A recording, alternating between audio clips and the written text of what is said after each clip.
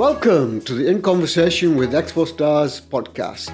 I am Lee Ali, founder and MD of Expostars Interactive, an award-winning global live marketing and exhibition engagement agency. This is a podcast about leading the way in the live marketing industry and in business. In every episode, we speak to people around the world who do absolutely amazing work.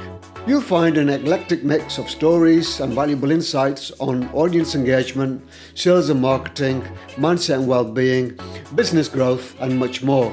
We've been active in the live marketing industry for well over a decade now, and over that time we've been very fortunate and privileged to have met and worked with a diverse range of inspiring business people. We ask them thought-provoking questions and share with you their valuable insights. We want to inspire you to transform your live marketing, engage your audience, grow your business, and enjoy the process.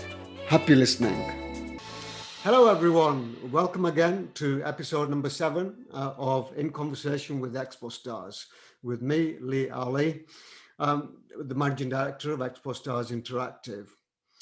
Today, we're going to be talking to Larry Kulchawik from the US, and we're going to be talking about how the history of exhibitions and trade shows has changed over the last 50 years and what we can actually learn from the last 50 years as we reach a critical point after COVID in the trade show industry. What I usually find is that when there is a critical point of change, we can actually learn a lot from the past in terms of how we actually move forward. And I thought it would be a really good conversation to have with somebody who's been in the trade show industry for the last 50 years. And I'm going to introduce you to my good friend, Larry Kulchawik from, is it Denver you're in right now, Larry? Yes, Parker, Colorado to be exact, but very close to Denver. Excellent. Thank you very much for coming on to our podcast today. Really excited to have you come and talk to us. So tell us a bit more about yourself in terms of your history. I always find that rather than me doing justice to introduce you, it's always better to have the guest tell us a bit more about themselves in their own words.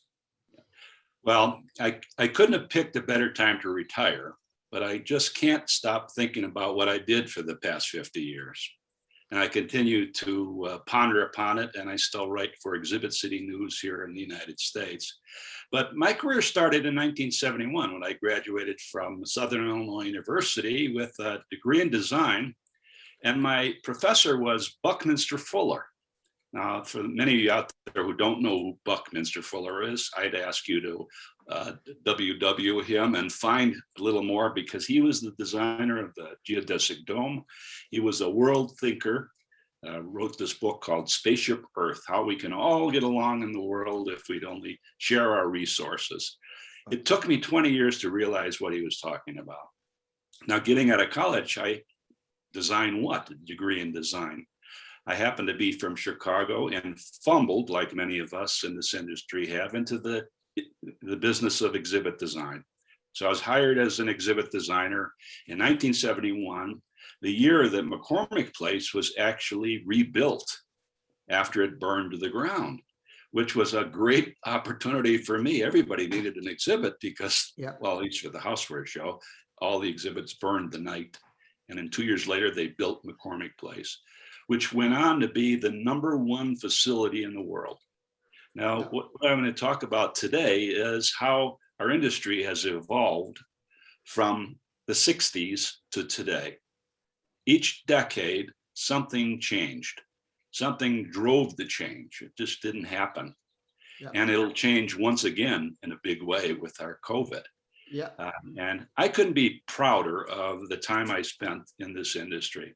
I was president of the Exhibit Designer and Producers Association, and then went on to be president of IFES, the International Federation of Exhibition Service, all the service contractors in the United States.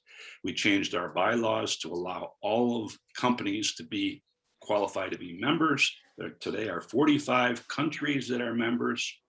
And after being president, I wrote a book. And the book was How to Act Differently When You Go From One Country to the Next. The name of the book is Tradeshows from One Country to the Next. I would be remiss if I didn't mention it. So I know that's Of not why I'm course, here yeah, today.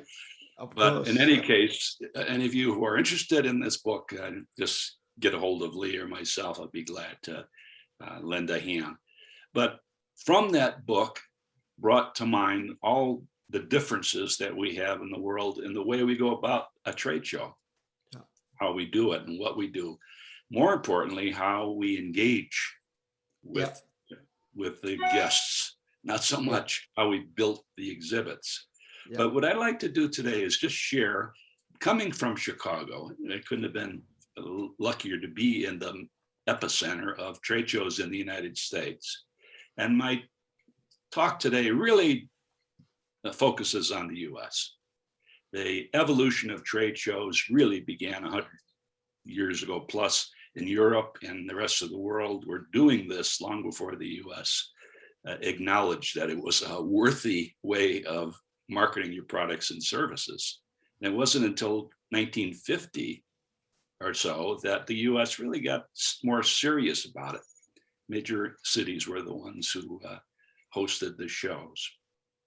So with that, and upon retiring, I've been doing a lot of research about our industry. I wrote a paper about the history of EDPA and a paper about the history of IFES. And if any of you out there are interested in that history, each association has a story. Yeah. And each story has a reason for why they are the way they are today. So I hope today to share what changed over 50 years in the United States and how and why. Yeah, that's great. Seems like obviously you've been in the industry as long as I've actually been alive, which is amazing. And, oh my gosh. And, yeah, and another interesting thing that we have in common is that both our exhibition careers started in Chicago. Wow. What a fantastic city to actually have in common. So that's brilliant. So let's get into the conversation then, and I'm going to share my screen. So we're going to introduce some visuals here as well. So here we are. So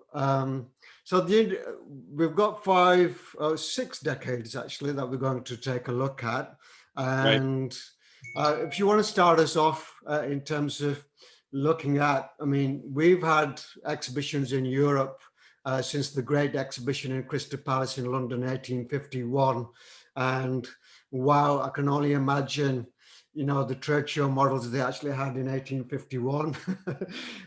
And, you know, some of the tools that they actually used to promote the products and services and the innovations that they actually had in 1851. But obviously we've had,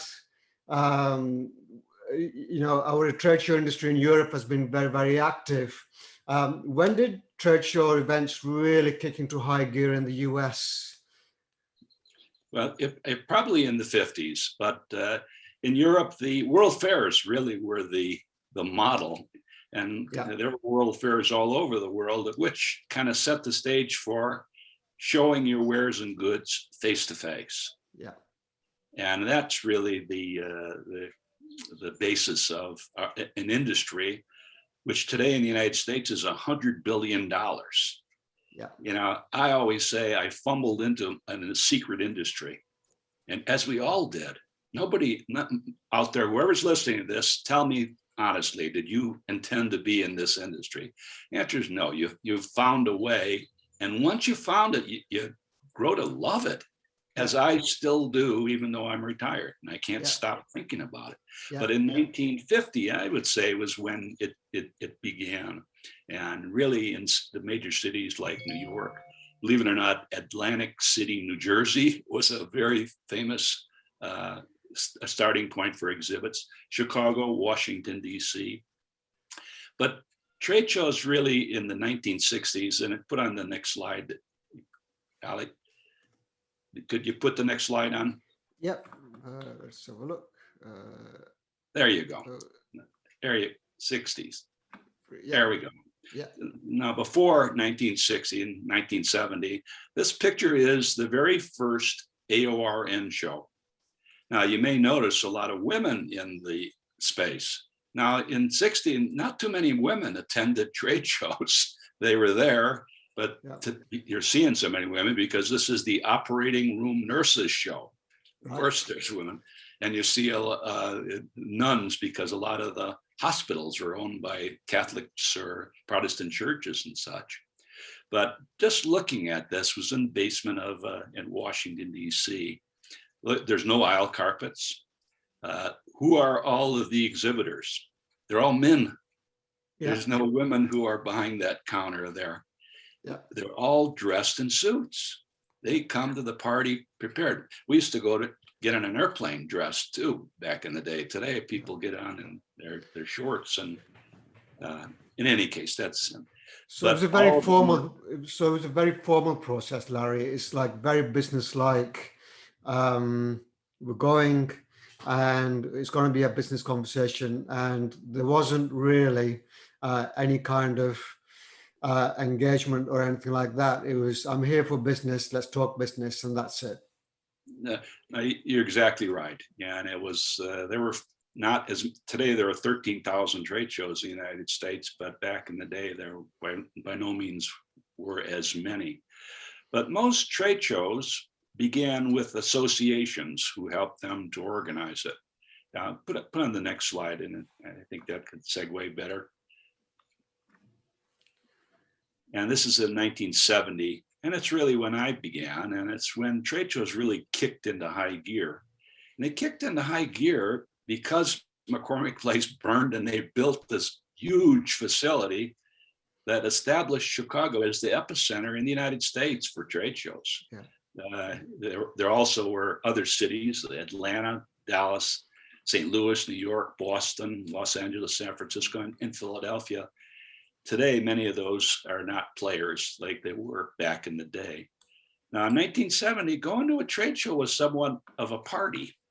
It was, I'm going to the convention, and a lot of insinuations with the word convention, meaning that you're going there to play and network, of course. But on those early days, the exhibits were all made out of wood. They were all very heavy. And at that point, it didn't matter because drayage was not the word yet. Everybody had brought tons of literature to hand out. And in shows like the auto show, females were really part of the attraction. And a lot of houseware show, hardware show, they would have females handing out the literature as a form of attraction to come talk to me. Just kind of bizarre. And of course, the pipe and drape concepts in the picture, nowhere but in the United States do we do this.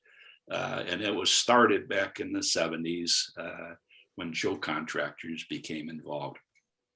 Yeah, just going back to the auto show woman, the picture that we see there, is that the first instance of the auto shows where they actually use females as promotion, as a promotional tool?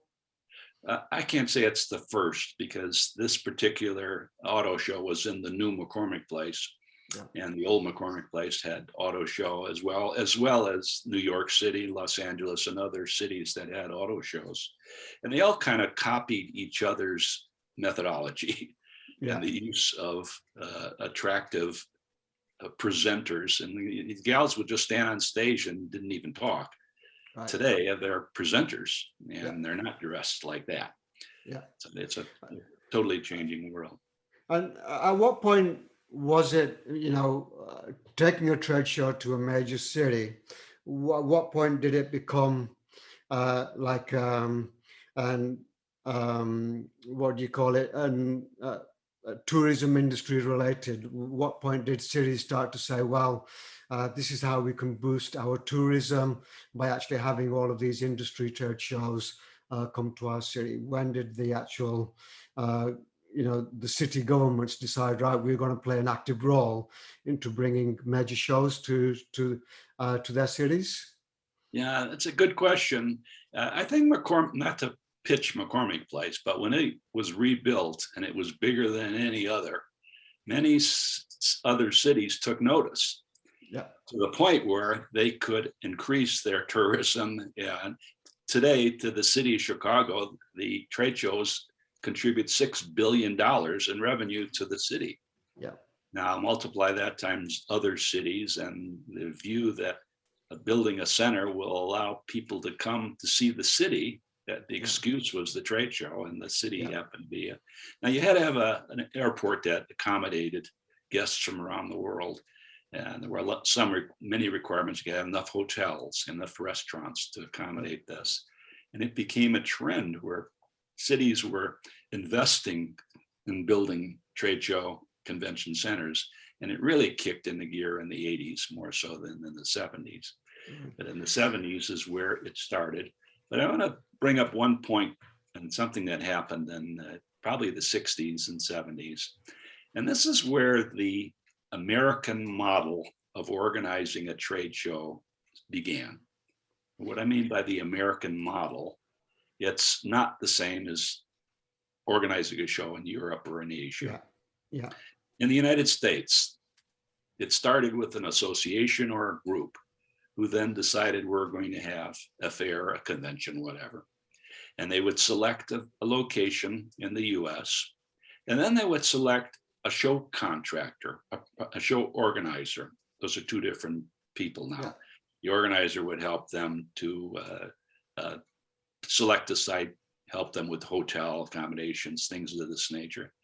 But the show contractor was brought in to lay out the show floor and provide services at that particular facility. Now, these facilities only provided space. They didn't have any other services. So somebody had to do this. Somebody had to provide the electrical service, the carpenter service, the material handling, forklifts and such.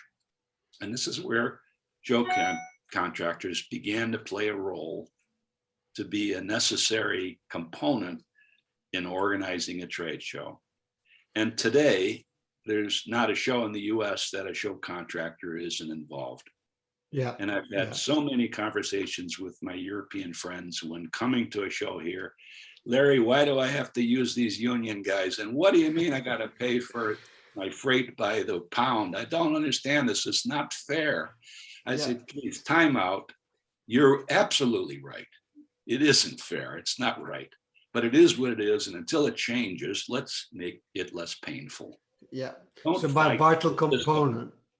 And I'm not defending the system. I think it stinks, but we've had it going this long, and it's remarkably difficult to change at this point. It really is.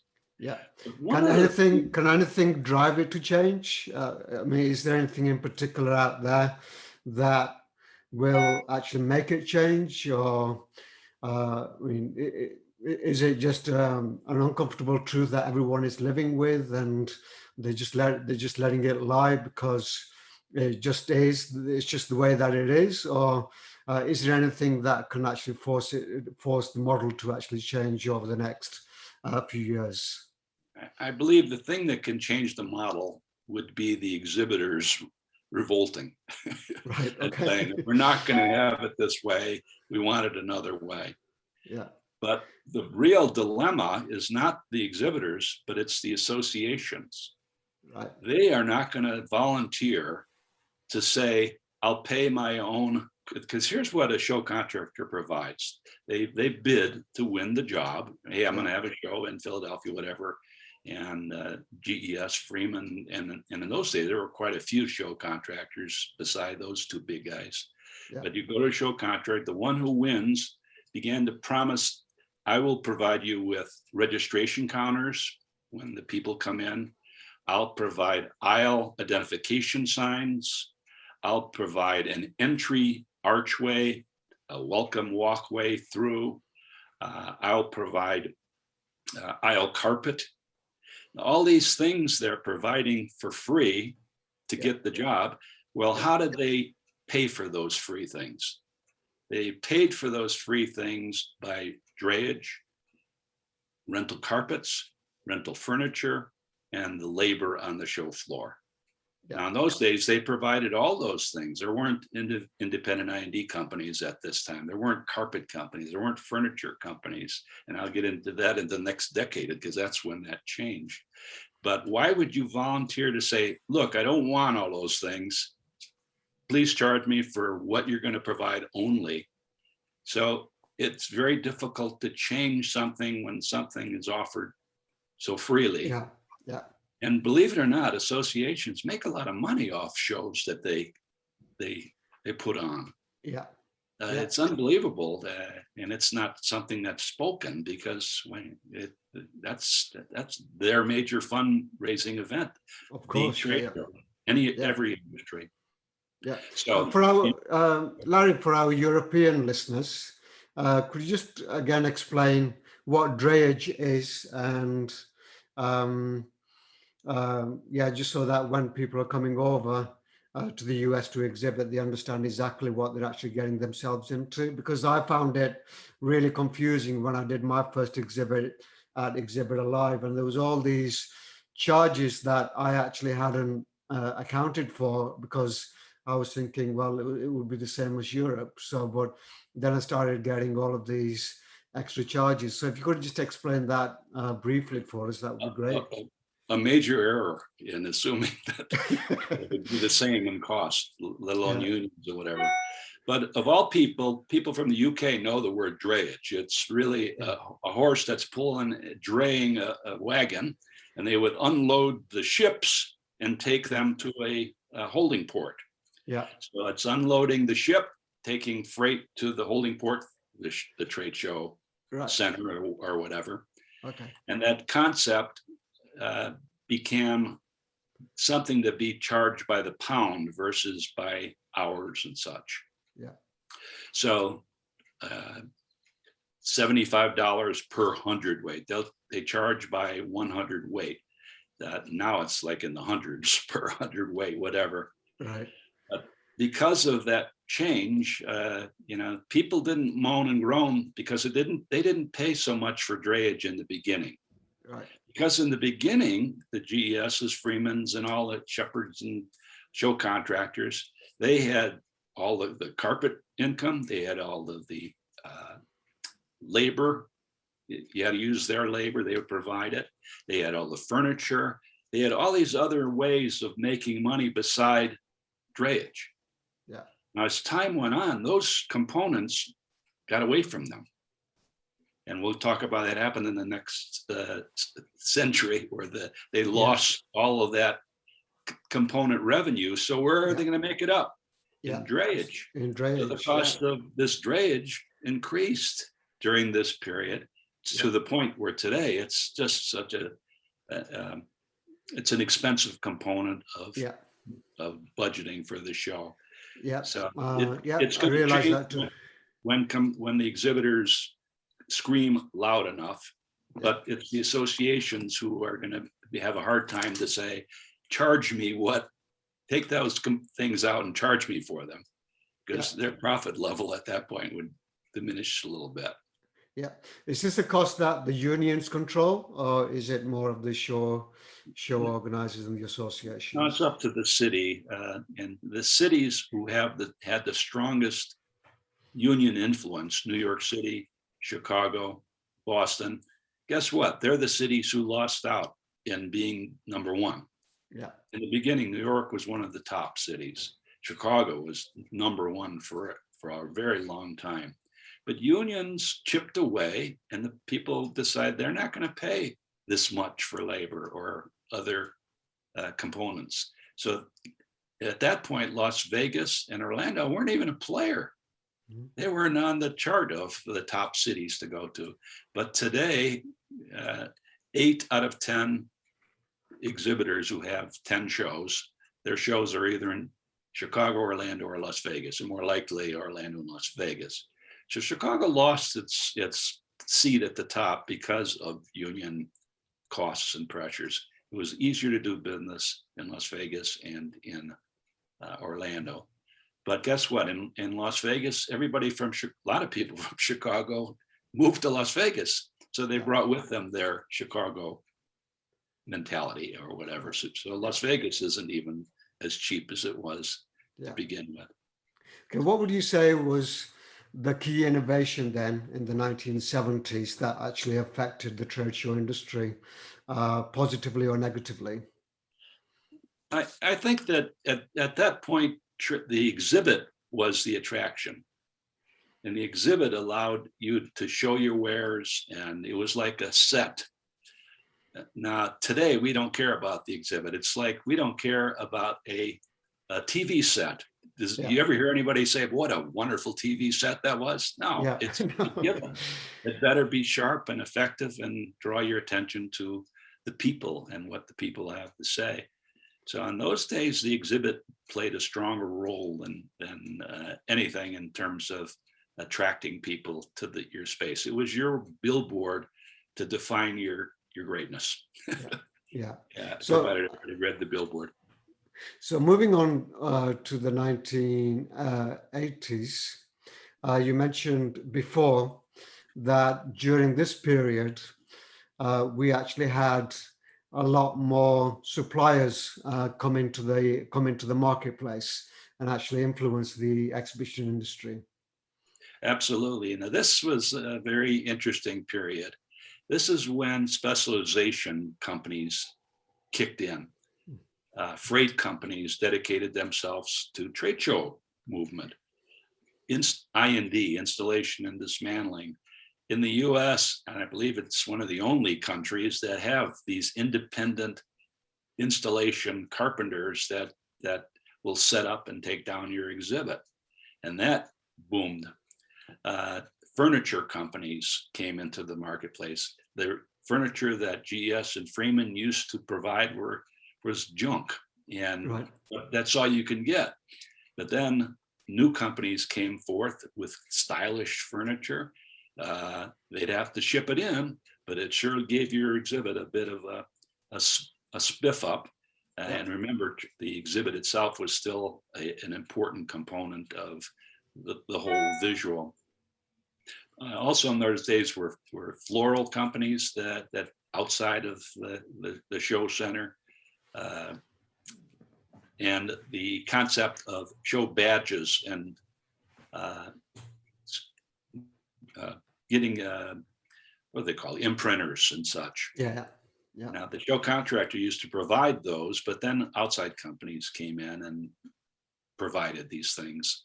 So the unions and the show organization model all kicked in big time, and it was still exhibits about architecture.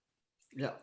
As opposed to exhibits about results and engagement and what your company's all about, Lee. Yeah. It's not Yeah. about this piece, but this Yeah. piece really carved a very important component to your participation.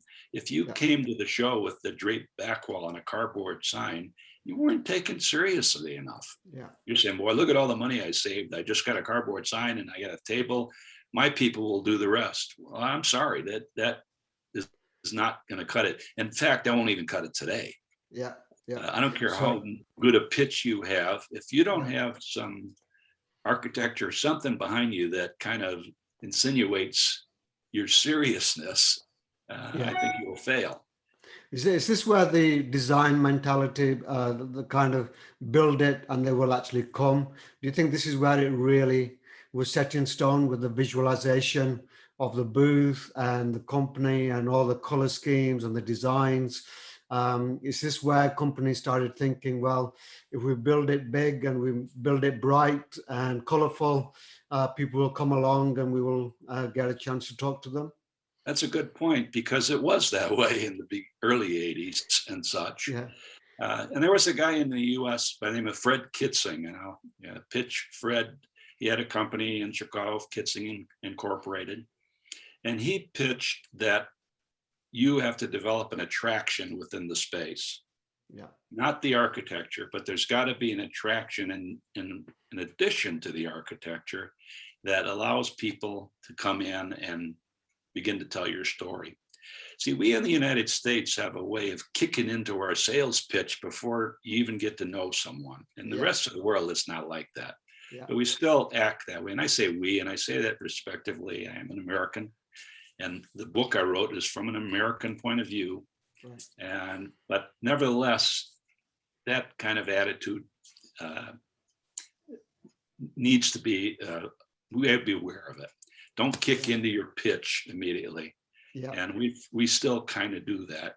But the Fred's mentality was the exhibit is second to the attraction. And Right, part of that okay. attraction was the people within it and some form of a gimmick in a way, Yeah. that whether it be a magician or a live presentation, Yeah. that was the attraction. And that started a new trend. Yeah. Well, did Disney have anything to do you think, in terms of creating that experience with a gimmick and having a story to tell? Yeah. Because I think, thinking back, Disney World and the Disney parks, they became prominent during that period. Yeah, and I would think their influence kicked into higher gear in the 90s to 2000, although they played a role because we all at that 1980, 90 went to Disneyland or Disney World at one point, maybe with our family.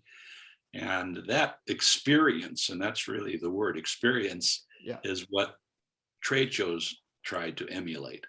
And let's go to the next slide. And I think this is where that kind of thinking began to change.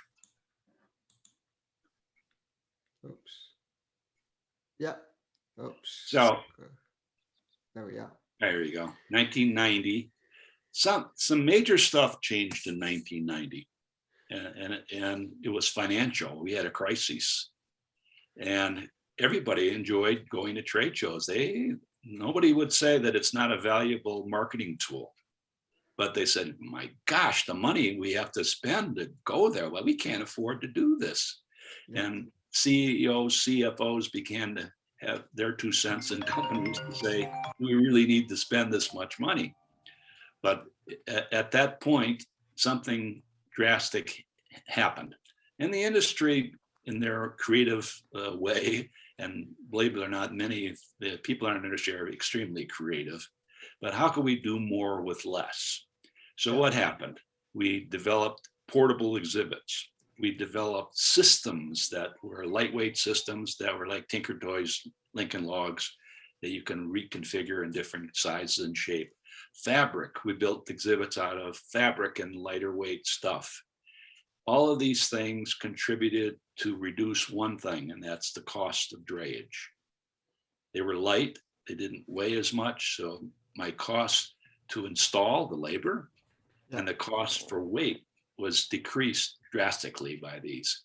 Now, when they first came on the market, many exhibit companies, including the one I worked for, which at that time was the largest exhibit company in the world, it was owned by the Greyhound Corporation. It's called Exhibit Group. They had 18 different divisions. And our president said, we don't need all these portable Tinker Toy exhibits. We make real exhibits. What a short-sighted. We should have bought a systems company, a portable company, because that's where the market was going. Right. They cared about architecture, but they didn't care how sturdy it was, as long as it looked the part and it was still presenting a professional opinion. But what also happened in 1990 and 2000 was the internet. Yeah.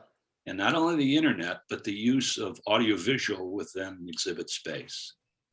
Television monitors and served to be the visual aid for helping to make a presentation, to help explain your product and service. It also eliminated people from bringing huge equipment in. Yeah. You can show it on the video screen. They can show, here's how my machine operates or my medical device works. And that really helped big time, because a lot of this stuff used to be shown in person, and it became very expensive, especially if you had heavy equipment, which was charged by the weight. So the 1990-2000, in my opinion, was if there was changes, this was the mega change. And the way we the exhibits were just these background structures. They weren't the end all. And the beginning of presentations using technology and the use of computers. Now, in these early days, you'd have to pay for telephone hookup. You'd have to pay for internet, and it wasn't cheap. Yeah. So I remember. In fact, you'd have to pay, the electricians were the ones that had to hook up the internet line. Yeah. And Jesus, where's that guy at? I need my connectivity. And it began a way to take your leads from the show and then transmit them back to your home office instantly. Yeah. It really changed things. So, but it was in the next year, go ahead and change the slide, where the big change really kind of kicked in. Is it 1990? Yeah, it was 2000. 2000. Yeah, this decade. Yeah. Yeah. Now, at this point, we in the US and companies believe trade shows work. They do generate some opportunities and income and such, but we can't have these outrageous costs, and we got to be smarter about how we go about doing it. So at this point, we're using both heavy exhibits, lightweight exhibits, and technology all together. Now, when it comes to shows like the auto show or big spaces, these lightweight exhibits can't do what wood and steel can do. Yeah. So wood and steel still had their place for the big shows and the big structures and such, but really, I'd say 50% was lightweight and other alternatives. But it was at this point, because trade shows mean business, that we became very serious about how do we measure the return on this investment. Yeah. How do we better use this tool to tell our CFOs that, hey, let me show you how much we got as a result of this $200,000 investment or whatever it might be. Yeah. Now, it was at this point, I mentioned Fred Kitzing, but his wife, Lene Kitzing, started a concept, integrated marketing, and she came up with the point of view that there are 7 components to marketing, of which trade shows are one. Not one or any other is more important. They all work together, but trade shows were the most expensive component on this pie chart of 7. Yeah. And the rule of thumb with how much money do we put aside for marketing, rule of thumb is 5% of your revenue. So you put aside 5%, and in that 5% of dollars or whatever, you then divide where you're going to spend that money. Now, trade shows used to be more than a third of the total expenses. And what's happening now is electronic technology and digital is biting into that budget big time. Yeah. It's that 5% rule is still valid. Yeah. But I question those who put 5% away last year probably have money left over. Yeah. Because they didn't need to spend it, so they got it. And we'll see how that changes. Is this where, would you say that in the early 2000s, in the early noughties, that this is where the need for education came along, or was that much earlier in terms of needing to, along with the engagement process, actually wanting to educate the attendees and using that as an engagement tool? Yeah, I'd say 2000 is when it started. Now, Lee, you mentioned that show you had, your first one in Chicago. What, you remember what year that was? Yeah, that was 2007. That was AdTech in Chicago, which was advertising technology. Yeah. Yeah, and at that point, did you have your engagement hat on or mentality? Yeah, at that time, I didn't actually know a lot about engagement at all, because all I knew that we had to take a portable exhibit that we took from the UK. Obviously, I'd done other trade shows, but it was all about the conversational piece, getting in front of people and trying to get them engaged in a conversation, and then obviously demonstrating and presenting your products. So it wasn't really, we never really thought about, I mean, I did exhibitions between 2002 and 2007 in my telecoms career, but it was always with the viewpoint of building relationships, not educating people. Yeah, because I think you mentioned 2007, but it probably was maybe 2003, 5, whatever, that it really kicked into higher gear about the measurement and also engagement. Yeah. sit down versus stand-up presentations kind of thing, Yeah. one-on-one thing. And that's truly the magic and the value of trade shows, period. Now, I always said the magic of trade shows is the element of emotion. Yeah. And there's no other media that captures emotion as well as face to face. Yeah. And that's what makes it work. Yeah. And now we have a challenge coming up, and we'll get into the post-COVID, because when we're wearing masks, we're not seeing that nice toothy smile. Yeah. And that's a problem. We'll talk about that. Yeah. But so and then 2010 came along, and the whole concept still was engagement, but it was now about the experience. It had to be an experiential. Now you talk about Disney. Yeah. That was an experience, and this kind of mimicked the Disney way in a lot of ways. Yeah. I remember back in 1990s or whatever, when we developed lightweight exhibits and we cut down drayage. But lo and behold, what did we do? We then began using theatrical lighting. That truss work and all that stuff up there ain't light, and it isn't cheap. But we somehow rationalized that was a necessary component to making this theatrical experience more fulfilling. Yeah, I think one of the big things was actually grabbing the fight for attention, because you actually have the lights, you have the technology, you have all of the different designs. And so it becomes a battle for eyeballs, doesn't it? When you have a room full of 10,000, 20, 50,000 people, how do you grab that attention?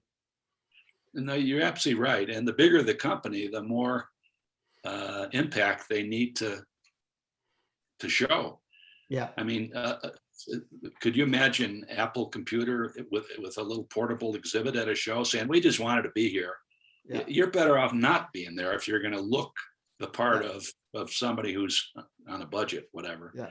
Yeah. You need to look that magical, special company in order to attract. I think it's the need to stand out from your competitors, isn't it? It's and I think you see this quite a lot, especially in the Middle East. It's who's the brightest, who's the loudest, and who's basically a case of showing who's got the most money, really. Well, look at the city of Dubai, and who's got the nicest buildings? Gosh. Yeah, absolutely. And I think it's the same. Too, I guess it's the same approach with exhibitions there as well. Now, the other major thing that happened 2010-20, and this is a big one, and that's the use of technology, smartphones. Yeah. All of a sudden, we're using this new tool in addition to the exhibit and supplementing the TV monitors in many ways. But the attraction, in my opinion, became somewhat of a distraction. I mean, you look at the picture, this is a very common thing, that people aren't even looking at you when they're looking at their computer monitor, and it's the new world we live in, and it's even enhanced through COVID, because you even notice if you on a Zoom call and you look at the people who are on that call, half of them are looking at their smartphone. Yeah. We've dismissed eye contact as being an important part of a meeting or communication. Yeah. And it seems to be, it's okay. But on the flip side, it certainly has helped to invite people to a space, to tell me more about your product and service. Nobody has literature anymore. They literally get all the literature they need right off their smartphone. Yeah. No, obviously that's actually helped reduce the carbon footprint of exhibitions as well. I think technology has had a big role to play in that. Well, and the World Wide Web, of course, which, you want to know something. I find with my wife, I'll ask her a question and she dial it on the web. Here's the answer. Yeah. Instantly. Instant communication. And that's why I believe it's so important that with all this technology, that the human element must continue to be an important component of effective communication. Yeah. And our ability to make eye contact and engage in such a way that I make a decision on an emotional basis. Yeah. And many of us do. Yeah. It is. It is. I think on a human level, it is an emotional connection that you build when you go through an experience. But I have a question for you in that: do you think that a lot of companies use technology for the sake of using technology because it was the in thing in the early 2000s with the onset of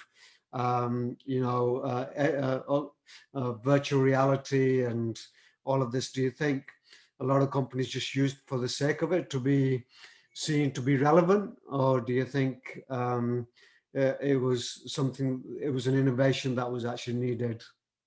I think it's not a gimmick. And if the people from within an exhibitor company, whatever, don't believe that it's a useful tool, it's not going to be a useful tool.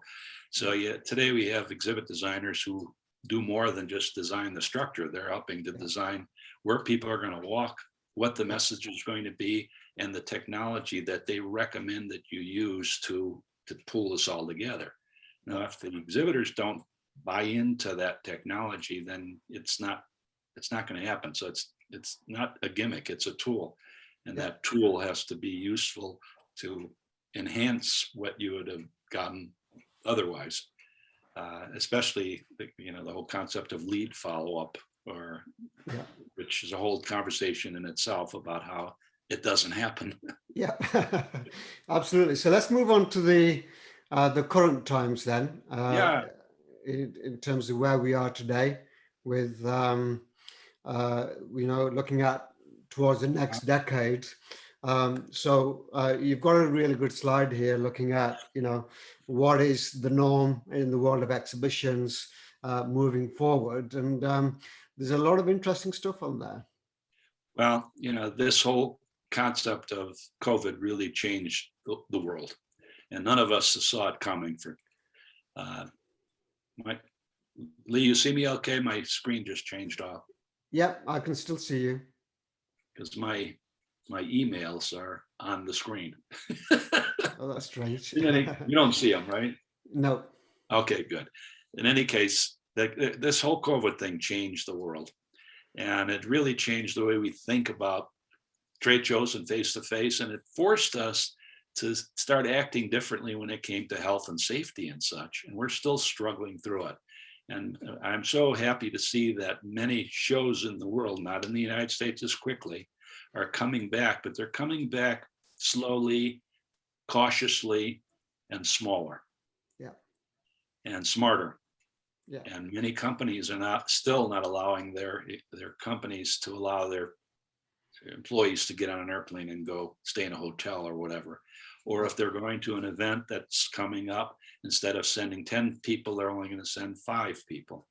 They're reducing, not because they are trying to save money, but they're still walking cautiously. And we're going forward with this thing with caution. And one of the things I'm seeing, I don't know about how it is in the UK, but today in the United States, and it happened just in the last couple of weeks, where the whole concept of wearing masks seemed to be okay not to wear it.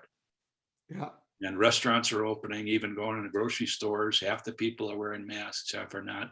So I'm curious, is this going to continue to the point where we're going to be back to masklessness, which I hope is the case, because when it comes to face-to-face communication, seeing the other's teeth, I think that plays a real important role.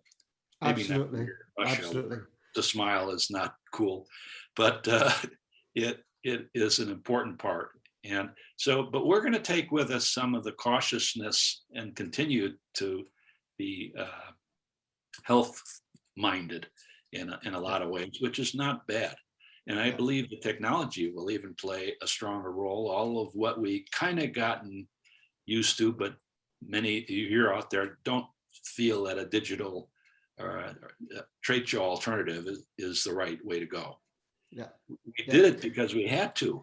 There were no shows. There were no other way to communicate. Zoom, as clumsy as it's used, and it's still pretty clumsy in my opinion.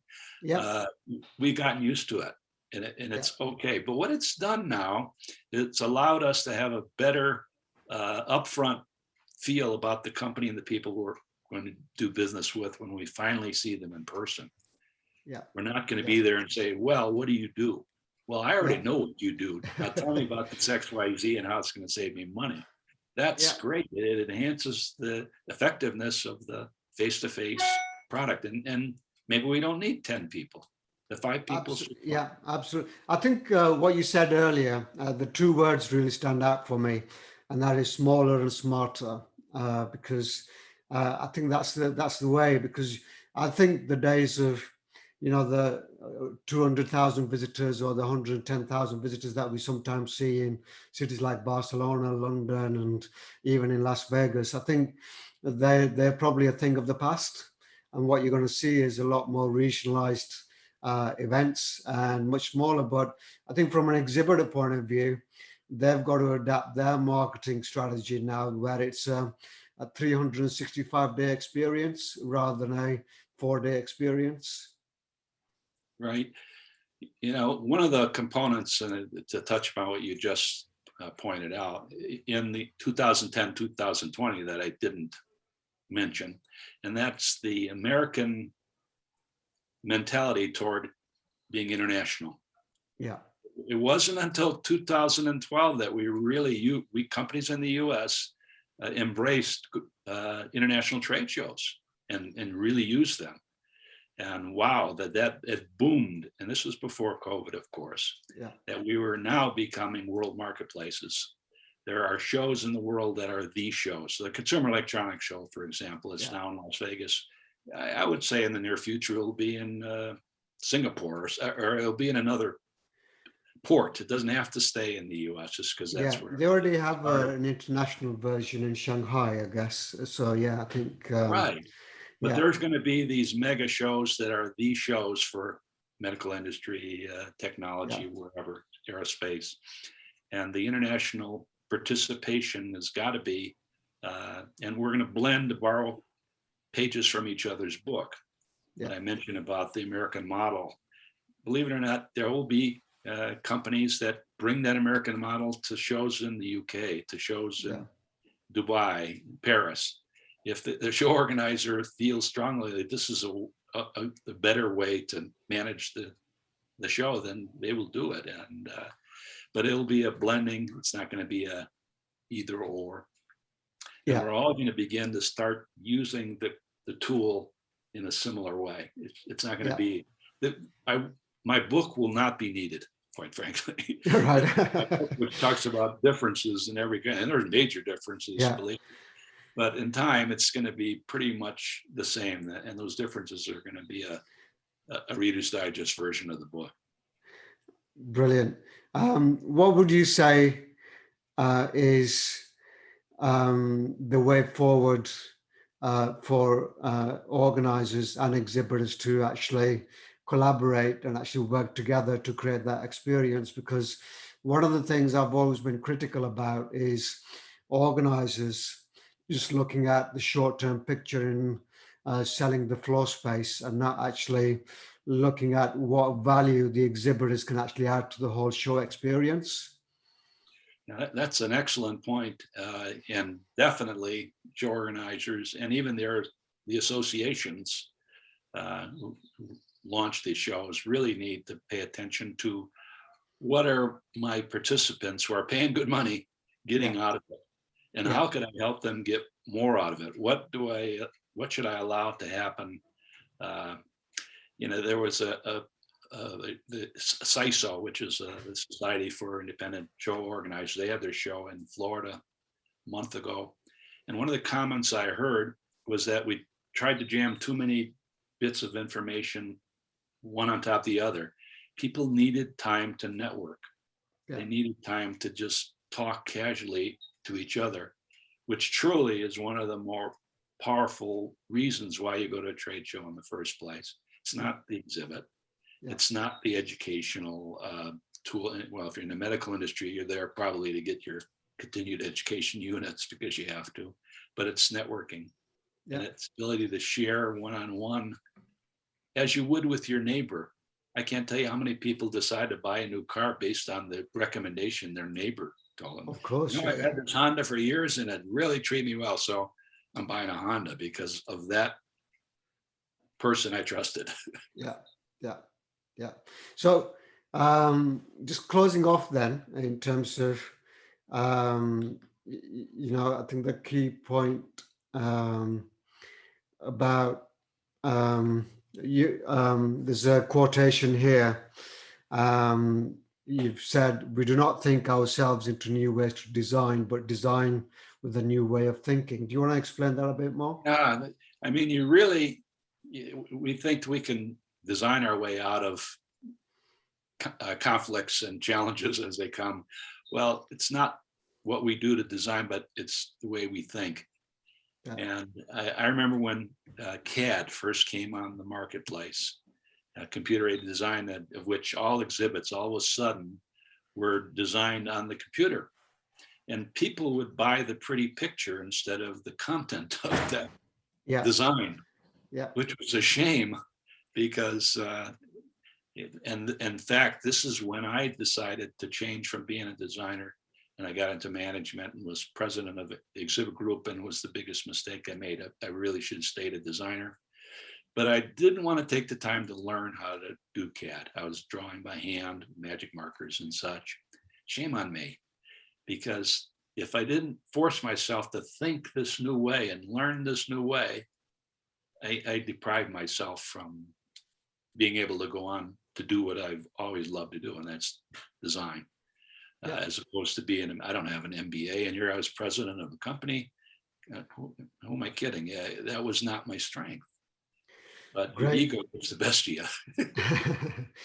To wrap up then, what would you say is the biggest thing that we can learn from the last 50 years that will actually help our industry to actually move upwards and onwards and get away from this COVID situation? Yeah, I think it's results in some form. We're not doing this for a party. Obviously, in the 60s and 70s, that was the attraction, the party. And then in the 70s, 80s, it was the exhibit. And boy, what a beautiful exhibit. And then let's make them lighter. So we evolved to the point where results are really important. And the power of face-to-face communication has to be challenged and continue to build upon, because that's what trade shows are all about. It's face-to-face communication. What other things could we do to enhance that ability? Not just, boy, it felt good, but it's got to do something beyond just feeling good. It's got to, what's the next point where you're to buy? And then add to that the international component to understanding what's different in the different country, because there's still major differences culturally beside trade show rules and regulations. So as we go forward, it's as we step into a new marketplace, take the time to understand it and take the time to learn its idiosyncrasies. What is it that's unique about it, and what is it that I have to do to adapt to it better? Because you just don't adapt the same. I find that there are companies like IBM, for example. They can go into the food show, the auto show, whatever, and IBM could have an exhibit that talks to what their computers could do for that marketplace. But if they don't change their thinking about what is important to that industry's culture, their way of thinking, they're liable to lose an opportunity because they're just thinking about their computer as opposed to about what does this user need from me that's different. Absolutely. And the ability to open your mind to say, I admit I don't know what I don't know. And it's not admitting that is a mistake. Absolutely. Brilliant. Well, thanks very much for summarizing that. I think those are very wise words to end our conversation on. It's been absolutely amazing to have you on our podcast, Larry. And thank you again for all your history, really, and your experience, sharing your experience. And I think I always value that. So thank you very much. And there you have it. the great Larry Kulchawik. So I hope you really enjoyed the podcast and look out for the next in conversation with coming soon. Thank you very much, and goodbye. Thank you very much, Larry. I wish you all the best, and we'll talk soon, no doubt. And I wish all you out there success, and keep your both eyes open at all times. It's a wonderful industry. I couldn't be prouder to be a part of it. Thank you. Thank you. Thanks, Larry. Bye-bye.